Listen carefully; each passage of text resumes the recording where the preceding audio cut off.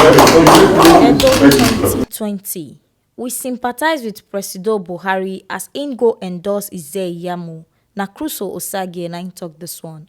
Special adviser to Governor Godwin Obaseki on top media and communication strategy, Crusoe Osagie don sympathize with President Muhammadu Buhari as im don endorse Pastor Osagie Ize-Iyamu for Edo gubernatorial elections wey go soon shele. Osagie tell Tori pipo dis one on Friday 6 June 2020. E tok say President Buhari no get choice na im make am raise Ize-Iyamu hand unto say im na APC governorship candidate for Edo State. The special adviser tok say Buhari present the party flag give Ize-Iyamu behind closed doors because e dey shame as Ize-Iyamu get 700 million naira corruption tag and other allegations against am. But President Buhari no mind all dis one because e need to obey im party. Crusoe Osagie tok say all dis one happen based on say the former national chairman of APC, Comrade Adams Oshiomhole, ready to cause kwata and serious gbege for Edo State as im wan be godfire by force for the state.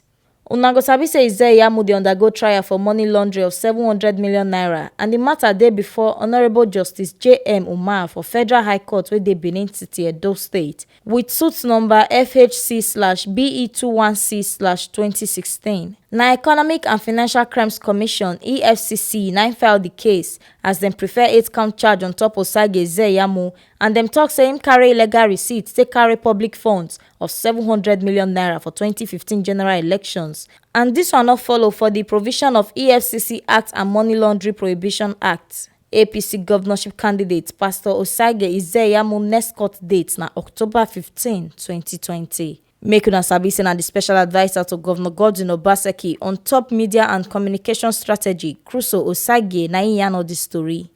Dis one na the ogbonge informate we don carry come give una on top inside Edo today. As the special adviser to Governor Godwin Obaseki don yarn say im dey sympathize with President Buhari as im don go endorse Osagie Ize-Iyamu for Edo governorship elections wey go soon shele.